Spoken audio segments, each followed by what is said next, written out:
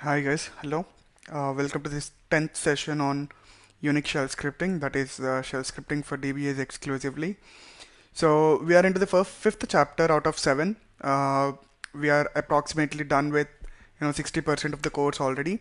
And in this chapter, again, we divide this chapter into two sessions. Again, the first session will basically concentrate on repetitive tasks, and the second part of this chapter will concentrate on variables and writing up menus, and also showing you something very interesting like break and continue, and also something how do we operate on different kinds of variables is what we are going to see in the second part of this chapter, which comes into the next session, that is session number 11.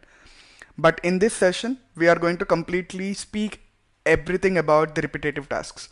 So when you have something to be done again and again, if you have a very limited number of times of an activity that has to be repeated again and again, how do you basically do? Because for say you wanted to go and read a file 10 times, how do you do? If you want to verify the file for every 10 minutes, how do you do? If you have some job to be done, that is a directory to be created for every 1 hour, how do we do? So anything that comes into your mind as a repetitive task, how do you basically approach in the shell scripting is what the current session will completely concentrate upon. When you get this one into your mind, there are actually three things that you can do for performing repetitive tasks. There are three commands or three loops, I can say. There are three loops that can help you to actually get this work done, that is nothing but performing the repetitive tasks. So to actually summarize what are those loops, the first one that we are going to discuss is the for loop, and the second one that we are going to discuss is while loop, and the last one will be until loop. So when you speak about the bash scripting, these are the only three loops that are available which will help you to actually perform the repetitive tasks.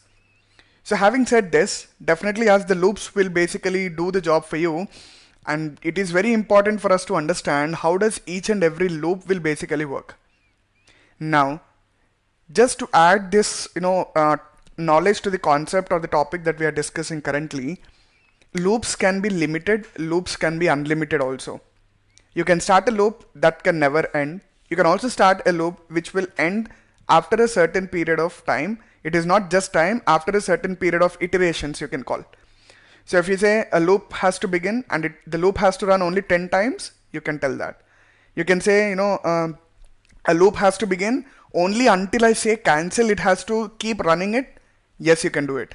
And if you want a loop that has to run infinite number of times, irrespective of what are the number of iterations, even then you can do it. So for all these three different iteration requirements that you get, definitely this knowledge whatever we are trying to gain from this session will definitely help you to gain that. Now, for loop is something which is very important for you to understand, because when we develop tools in the 7th chapter, we are definitely going to use for loops. And also next thing is while loop, and also while loop is what something we will be using it very much frequent in that tool. So get ready to actually understand what is it, how does it work, and then we will also execute few of the scenarios that will help you to understand how does a for loop works, and also what are the different ways of triggering up the for loop. Alright, so let me read out this one, but when I read it, I'll try to explain them and then make it very clear as possible, because this is very important, as I said. So the for loop is the first of the three shell looping constructs. When I say three, for loop, while loop, and until loop. So this loop allows for a specification of a list of values, a list of commands executed for each value in the list. That means for loop is something that you can use only when you know that you have a fixed number of iterations. That means 20 times, 30 times, on top of 20 variables, on top of 30 variables, or anything like that. For a specification of a list of values, then you can use for loop. And this is a syntax that will actually work in the shell script for your for loop. For loop will start with for, and as soon as you say where is your list, then do is something which will tell the for loop has begun. And between do and done will tell the end of the for loop. Between do and done, whatever list of commands that you pass in, all those commands will be executed so many number of times that you provided in the list. Alright, so basically the name here we basically use I, that is what in general we follow throughout the scripting language as a hands-on, it's a practice you can call. So this is how for loop works. Just for your excitement or to understand how does it work, what will I do is, let me connect to my environment and start writing one script with the for loop, then you understand it better. So I connected to the environment where I have my 12c, and I'll go to the directory called scripting, and in here I'm trying to create 3 files now with touch command. Hopefully you guys know what is touch command. Touch command will create empty files with the names that you give. So there are 3 files that will be created now. So just see, yes, there are 3 files called file1, file2, file3 with empty, there is nothing inside it. So touch will do that. Now whatever I'm doing is, I'm creating a list saying that list should have the details of all these file names. So I'm creating a list as you see here. Because a list is a file name which is not existing here, I'm redirecting the output to the list. So this is the 4th chapter for the discussion in this particular, 4th topic for us, for our discussion in this chapter anyway. That is redirecting output to a different file. So list is a file which is not existing in this location. As soon as you fire this command, list is a file that will be created with content file1.txt. Let us see that. So if you say ls-ltr tail now, you have seen a file with the name called list created. If you see the content in it, file1.txt is the content that has been redirected to this file. Now if you wanted to add another file name to the same list, now I should use double arrow mark because it has to append the existing file. In case if you use single arrow mark, if this file is not existing, it will create the file. But if it is existing, and even then if you use single arrow mark, the file will become empty and it will only write this data in it. So that's the reason greater than symbol is very, very dangerous if the file is already existing and if there is a lot of data in it. As soon as you fire this file will become empty and only this one will be added into that file. Because I gave greater than symbol, this particular echo, whatever text I gave, it is added to the list. Now because I added 3 things in it, let me show you the content in the file called list. So inside the file called list, I only made entries of 3 file names.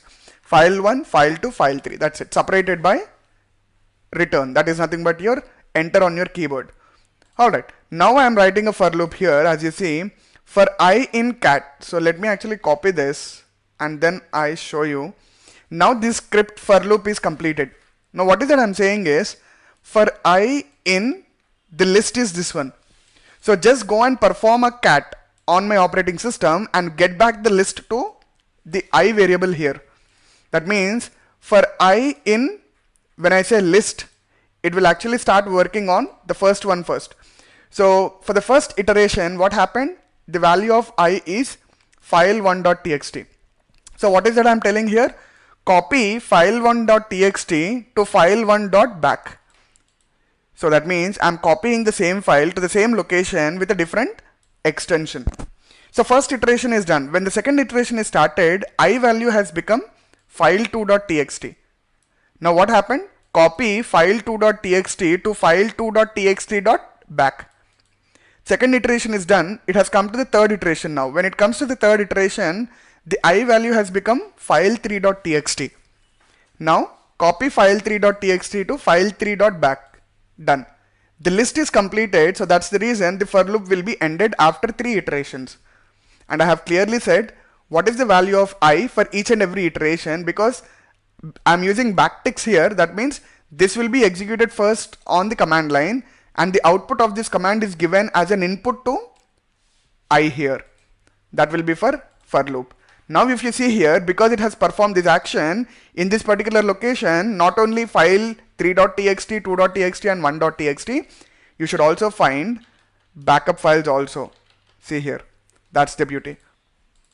So this is how your for loop will basically work. In case if you have the list of variable values, so definitely this is a variable name and the values of the variable is something that you define here. If you wanted that to be executed from the operating system and to give it to the variable value, definitely you can do it this way. And if you have a fixed number of iterations like you have done in your C language, if you have already, for example, for I is equals to 0 and I less than or equals to 10 and then I plus plus. If you have something like this, how do you do? There are 2 ways to do that. So as I show you on the screen, let me show you for one type of doing it. Now if you see, for I in flower braces, just give the beginning numerics and then give 2 dots and then the ending numeric. So for each and every iteration I value is 1, second iteration I value will become 2, third iteration I value will become 3, fourth iteration I value will become 4, and so on. Every time I value is being assigned by one numeric, I'm just saying echo whatever value you have been assigned with. So you are saying what? 1, 2, 3, 4, 5, that's it. This is the simplest way of calling a for loop for a fixed number of iterations. If you know that already how many number, if it dependent on the numerics that you wanted to give, definitely this is the way to do it.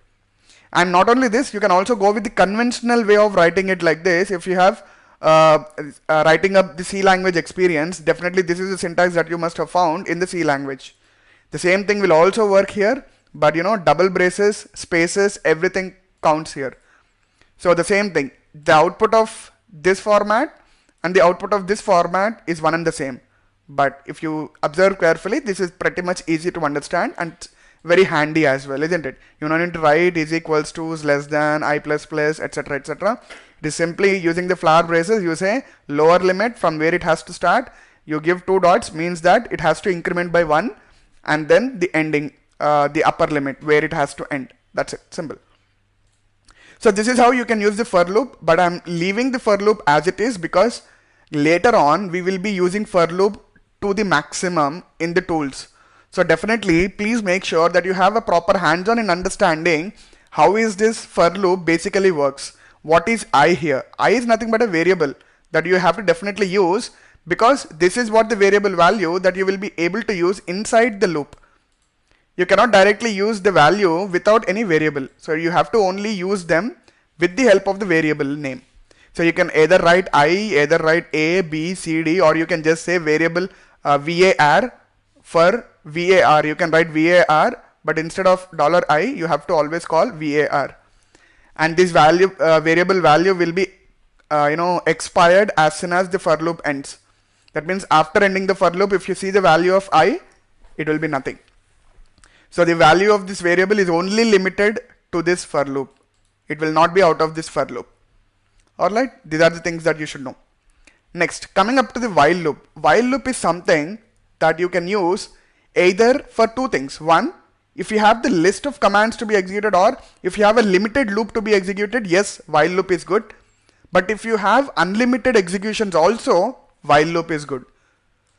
So while loop is something that will help you to have or to run a loop or an iterative repetitive tasks for a fixed number of times, or also for unlimited number of times. You can do it anyway. So that's how while loop will be very, very popular. If you have if you don't know how many number of times your iteration should takes place, that's where while loop is very, very useful for.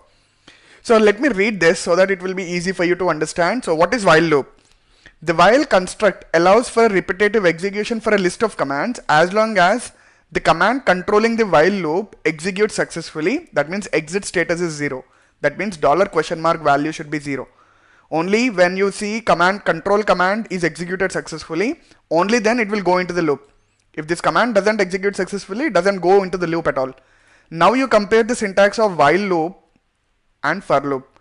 For loop will always work on the list of values that you give. But I'm repeating it again. For loop is something which works with the values of list of values that you provide here.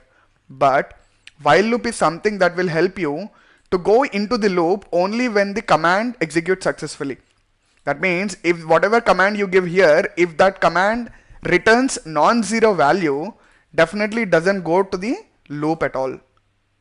So this is one of the logics that you have to remember, wherein if you come to know about, or if you get such situations inside your scripting, whenever you are writing some logic of your application or logic of your tool, definitely if you face such scenarios, you can directly use while loop instead of using $, executing it and finding it if it is 0 or not. You don't need to write an if block to start a while loop. Directly within the while loop, you can directly use the command, and if it is 0 only, then while loop will be started. If it is non-zero, that is if the command whatever you give here is errored out, then definitely it will not go into the loop. And there is another way of telling it. If the value is true, it will go to the loop. If the value is not true, it doesn't go to the loop. Something like this. You can also say that. So while loop can also identify not only the return code statuses as 0, non-zero, it can also understand whether the return is true or false. So definitely this is what I will be telling you. So see here, control command can be by any commands that can exit with a success or failure status, that is 0 or non-zero value. The consequent commands can be any program, script or a shell construct that you wanted to run in the loop completely.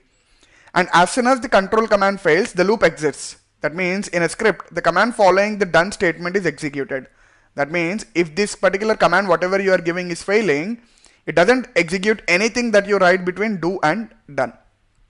So the return status is the exit status of the consequent commands, or 0 if none was executed.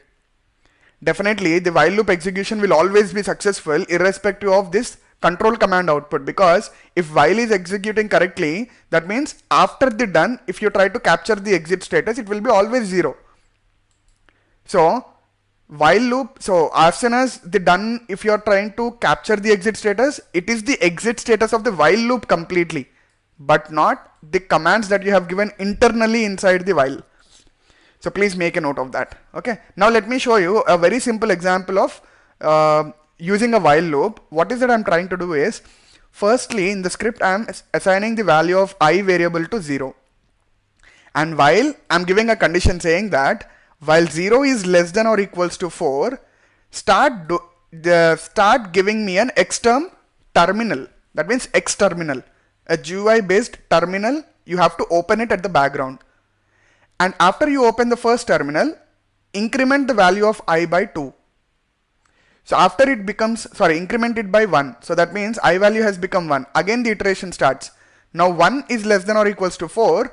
Definitely less than 4. Definitely second terminal will be started. Again the value becomes 2. 2 less than 4. Third terminal will be started. Then I value is 3. 3 less than 4. Fourth terminal will be started. Now the I value is 4. 4 is not less than 4, so the while loop ends. So now let me show you how is this working. So let me go to here and vi xterm.sh. So for the xterm I'm showing you, and to execute this, because I wanted x terminal to be started, I have xming enabled on my machine. So because I have xming enabled on my machine, this script will basically work for me. So I am giving executable permissions for this, and then if I am executing it, I should get 4 terminals now, as you see on the screen. See, that's the beauty. Terminal number 1, terminal number 2, terminal number 3, and terminal number 4. This is how I write a while loop to get 4 different activities if I know how many number of times I wanted something to be displayed on the screen. The same thing can also be executed in the for loop. There is no problem, because the logic that I have used here is I less than 4 and I'm incrementing the value of I. Instead of writing while loop for this, for loop is very much easy, isn't it? How do you write a for loop for this? Let me write it here so that you understand it better. For I I should say 1 or 0, 0 to 3. Now let me execute this one also, so you gain confidence. And I will say xterm, this one, and simply I should say done. That's it. Now let me run this and show you whether I can see any x terminals or not. See here, yes, I got it. So the same thing can also be written in for loop also, but as I have to show you on the while loop, I have shown you there. That's it. Apart from that, there is no difference. See here, this is the third one I'm closing, fourth one I'm closing. So incrementing, if you have proper incremental values for each and everything, definitely for loop will make a lot of sense than while loop. But I have shown you the same functionality in both while loop and also for loop. Now you can also do a nested while loops. That means one while into a different while loop. But as you see here, this while loop is basically starting not with a condition.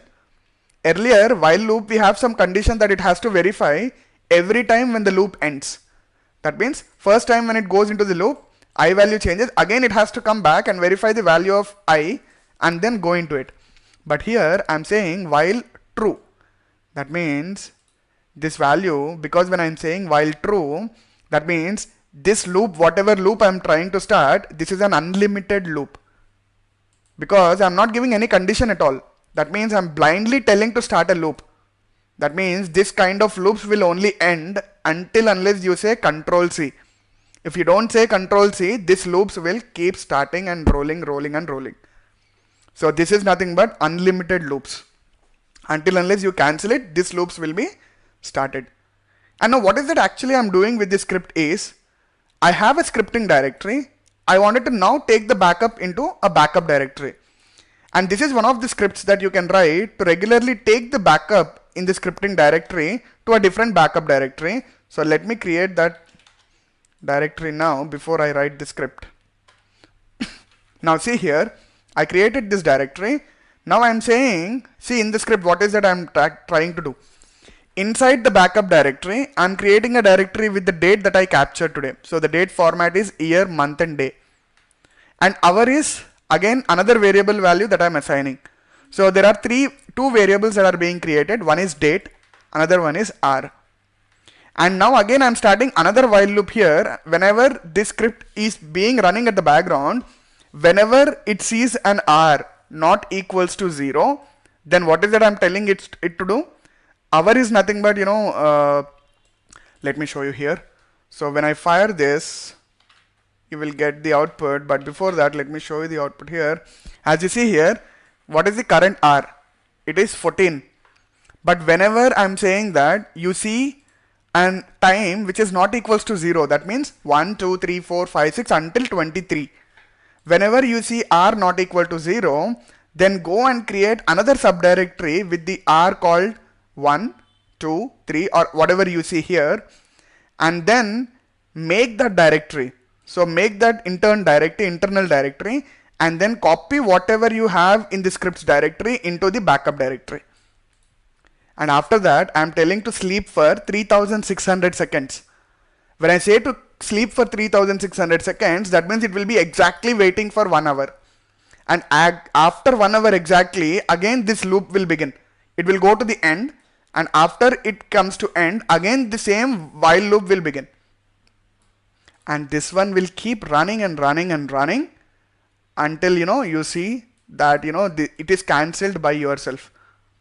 So let me first of all show you before I say this, because let me show backup cd backup directory. No, in the back location, and you have got, so in this backup directory at the moment there is nothing.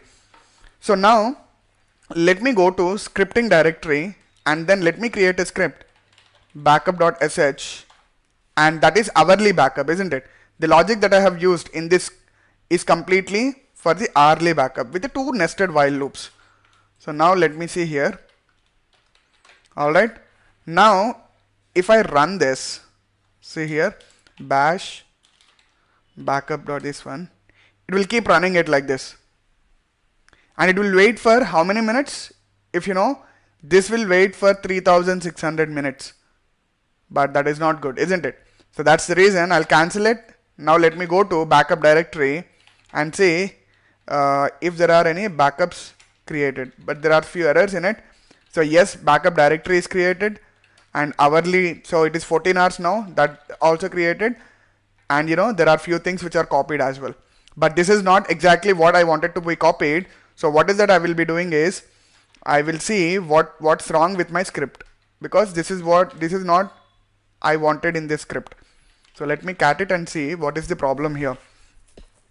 I'm telling, okay, there is a spelling mistake here. I say PICS directory here, but here I have PIC, that's it. So let me rewrite this now.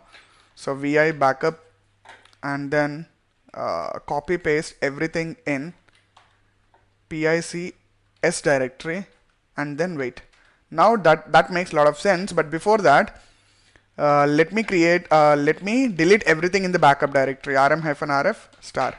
Now I'm coming back to scripting, and then I'm running this, backup.sh. See, now this cursor will wait for 3600 seconds. That means 1 hour. Instead of waiting for 3600 seconds, I'm just cancelling it. As soon as you cancel, that while loop has been broken. Now if I say cd ... backup to verify whether the backup has been created or not, see the beauty? Yes, it is created. See the hours? Yes, 14 hours. And see, yes, every file whatever I have in the scripting directory, all the files have been copied to this backup directory now with the proper directory structure whatever I have given in the script. So that's the beauty of proper scripting. If you know scripting, that's the reason I always be confident that we can do wonders. So not wonders in the sense to make your life as much as easy as possible as a DBA. There will be a lot of recursive jobs that you will be doing as a DBA. Definitely all those jobs can be made as simple as possible using this skills of scripting. Alright, so that's where I use nested loops here. So let me correct even here so that in the document you get the correct script. Alright, this was the problem. And now I have something for you to actually if you wanted the while loop to cancel, and if you wanted the while loop to take the user input, how do you write? So I have a script like this. So let me write this script and then explain you what it is, what does it do exactly. So let me show you that here. Okay. VI, let me give the name as fortune.sh. Alright, so now let me cat this one and then explain you what is that it is doing exactly. So the first line of the script, I'm assigning a variable called fortune, and the variable value is nothing but the location of a different file. Though this file is not existing at the moment, I have to create it. But while loop has been started with true, that means it's an infinite loop. Please make a note that because I'm saying while true, I'm starting an infinite loop where it is starting this loop with do. And first thing it is doing is, on which topic do you want an advice? And after this, it is catting everything between, this is the list that it is showing you. So this is another way of catting, if you guys know it or not. I cat and I just say less than or equals to, double less than, and with some character, until unless it finds this character next time, whatever you write between this one and this one, everything will be catted. So this is how I can also write a list instead of writing echo command in each and every stage. I can also do this. So I will be catting this list. After catting this list, I am asking what is your choice. So out of all these things, whether politics is your choice, Star Trek is your choice, kernel newbies is your choice, sports or choice, whatever it is. Whatever you type, I'll be capturing that value into the variable called topic. So the variable name itself is topic. And after that, I'm giving you a free advice on the topic that you have chosen. If you choose drugs, I will be giving you a free advice on drugs. But in turn, I am passing that value to this script also. So it depends on what does this script does in turn. So after taking the value out of all this list, I'm taking one value from the user, and after taking this value called magic, for example, I'm sending that value magic to this particular script. Now it depends how do I write this script. What should I write in this script? Just because it's an exercise, I'm writing very simple thing inside this script. That's what I have given here. I'm just echoing whatever I receive it. That's it. Just echo whatever you received, saying that received your input as the topic name, because I used $1. That's what I'm doing inside that script. That's it.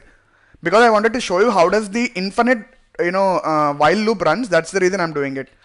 So now I'm giving some executable permissions to this script because it is calling internally. Now let me run this script. So before that, let me clear the screen. Now let me run this fortune.sh. Now see here, on which topic do you want advice? See, it is asking me the list. Out of this, I'll say politics. Now what is that it is doing? See, there is a free advice on the topic politics. What is that? It is in turn going and calling the second script in which I gave the script as received your input as $1. So that's the reason, received your input as politics. After executing this part, because it is before done, it is again coming back to the while loop. Because the while loop is just true, that's the reason you don't find it here. So now if you say sports, again sports has been come. So again it is showing your received input is sports. Again it is asking you the same list. Because you have while as true, now it is falling into an infinite loop. Until unless you give Control C, the loop will keep getting continued. This is how you can write an infinite loop using while. Alright, hope it is very clear, but please make sure that you do a lot of practice. Scripting is all about practice. It might be as simple as I show, but it is very, very tricky when you start typing them on your black screen. It might take a day or it might take half day for you to write this small loop. But definitely going forward, it will take only half a minute for you to write this loop. I'm sure when you keep practicing, you will definitely come to that point as I write. Okay, now I have another script which will calculate the average. It will take some input and it will calculate the average. After you give the proper output, it will break it out. So now let me show you that. Average.sh.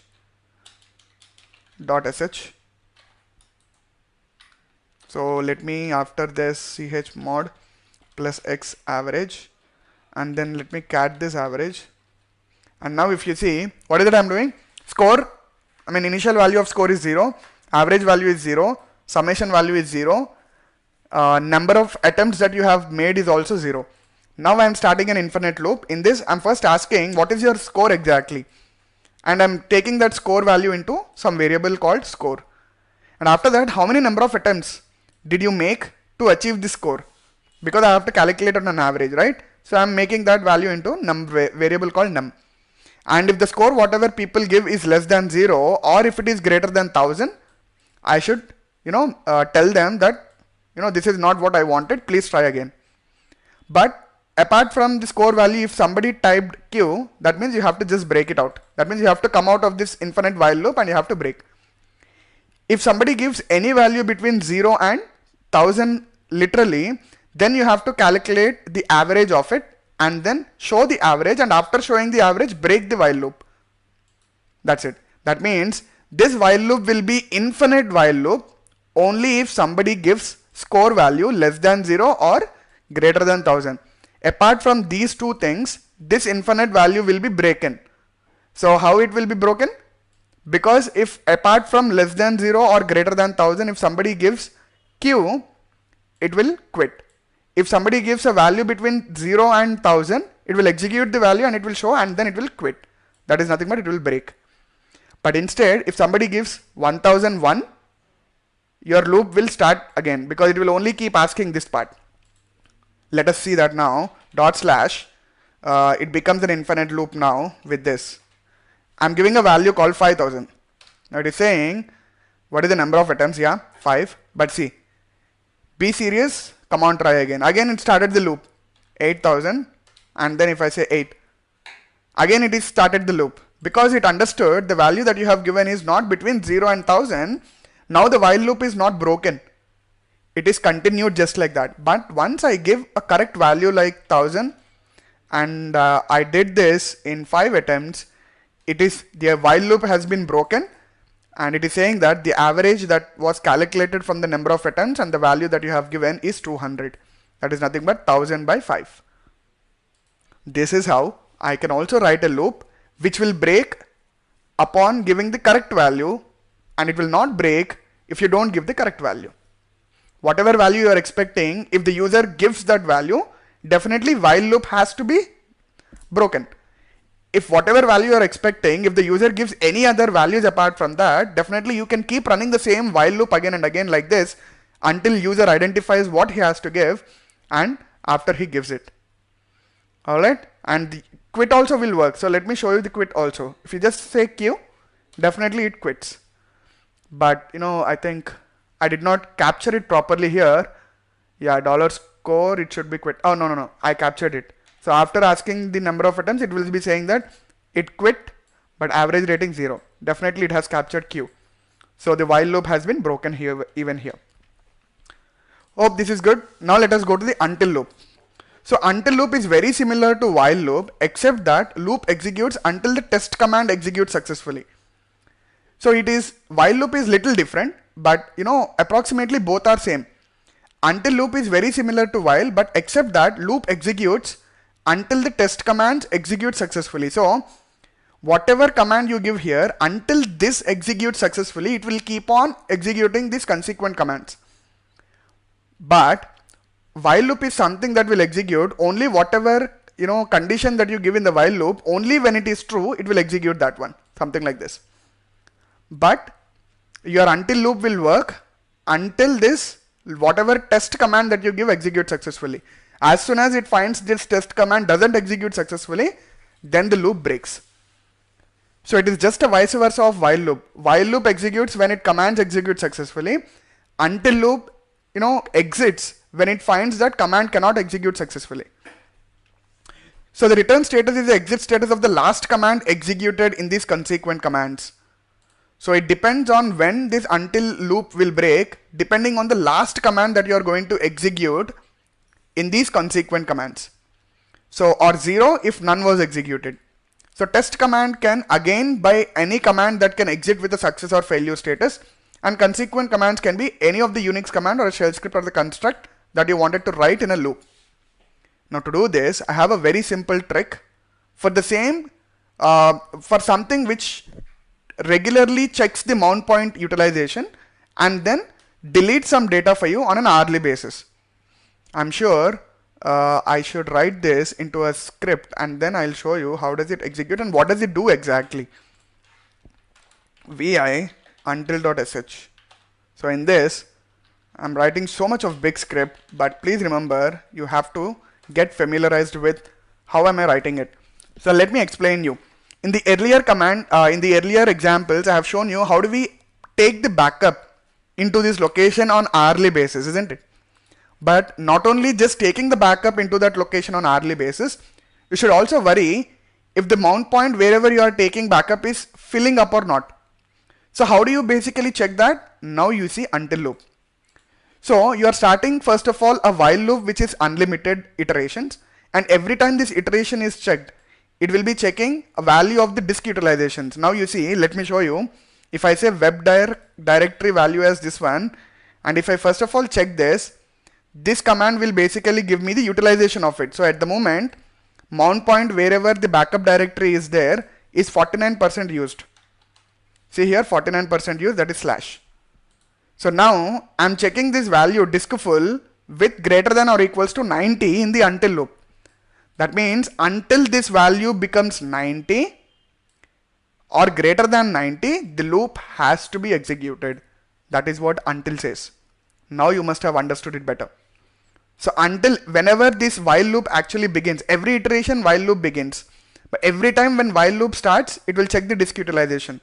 If the disk utilization is not greater than or equals to 90, then this loop will actually begin to execute until here. So what is it doing inside this? Again, it is taking the backup of everything that it finds in, this directory, that is your scripting directory. It takes everything into the backup directory and it sleeps for 1 hour. And after it sleeps for 1 hour, it will again check what is the value of disk full, because it has to be updated, right? Now it will again, after taking the backup, what is the size of the disk full? It will again check, and then it is now what is that it is doing is remove every file which is older than 30 days.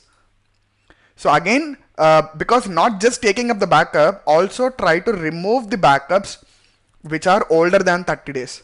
So you are taking the backup every 1 hour and you are trying to delete the backup which are older than 30 days. And after that, again the loop will start begin, because it's an infinite loop. It will keep running at the background until unless it finds the disk full directory is less than 90%, then again backup will take. If it is greater than 90%, it will just go and remove the old backups. That's it. That's the reason I'm not executing it, but instead I took a lot of time and to explain the functionality of the script rather than executing it.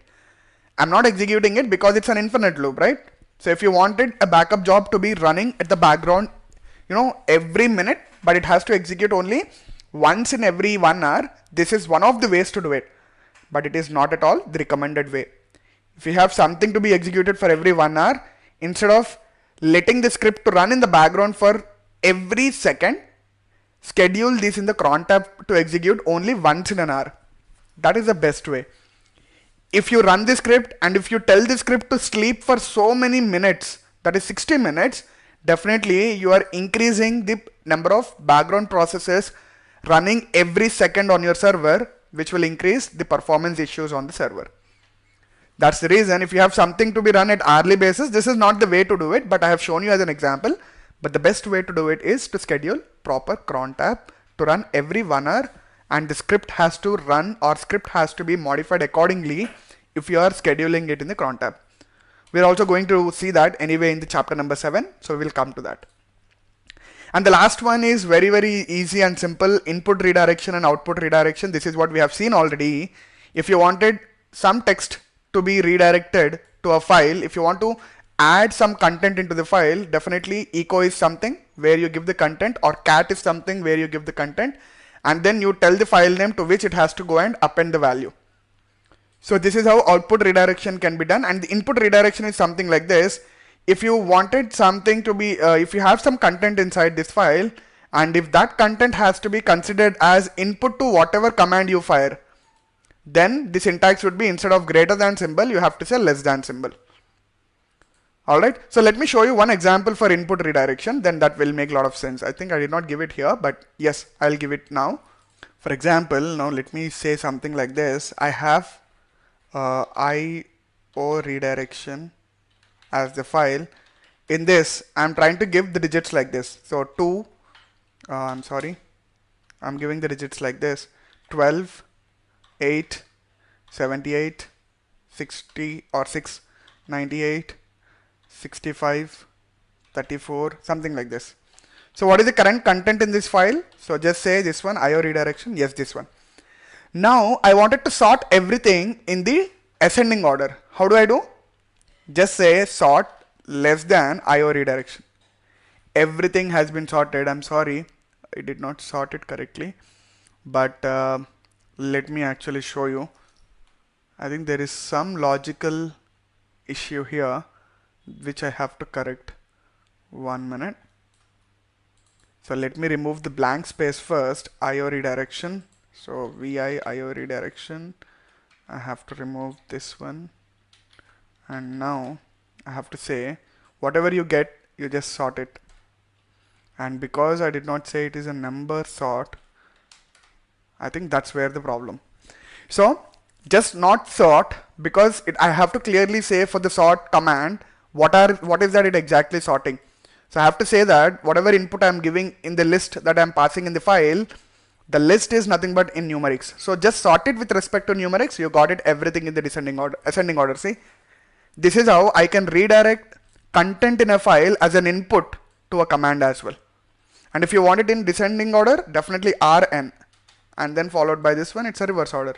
See, all the content has been now sorted with respect to descending order. And output redirection, I'm not concentrating too much because we already did this output redirection in the first beginning of this particular session. So that's where your output redirection basically works.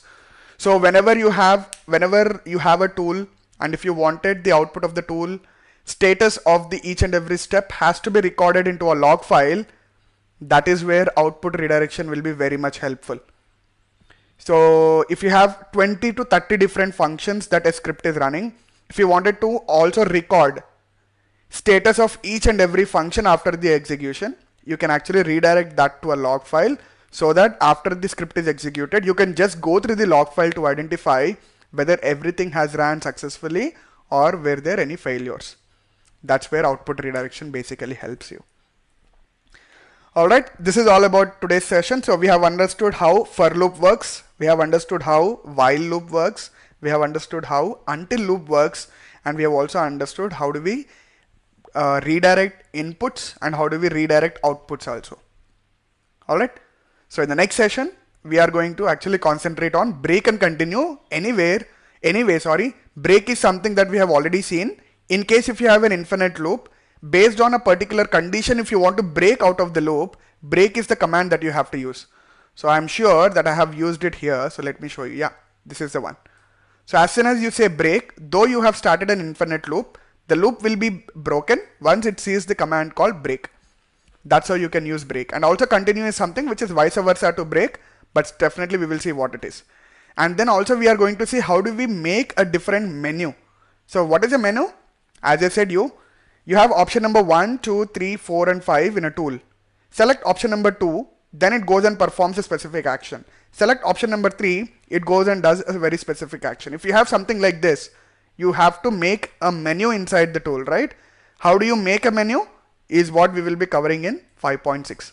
And also we are going to see what are the different kinds of variables and operations that can be performed on top of variables inside the scripting. That's what the second half of the next session will be, that is 5.7 and 5.8. So meet you guys in the next session. Until then, thank you.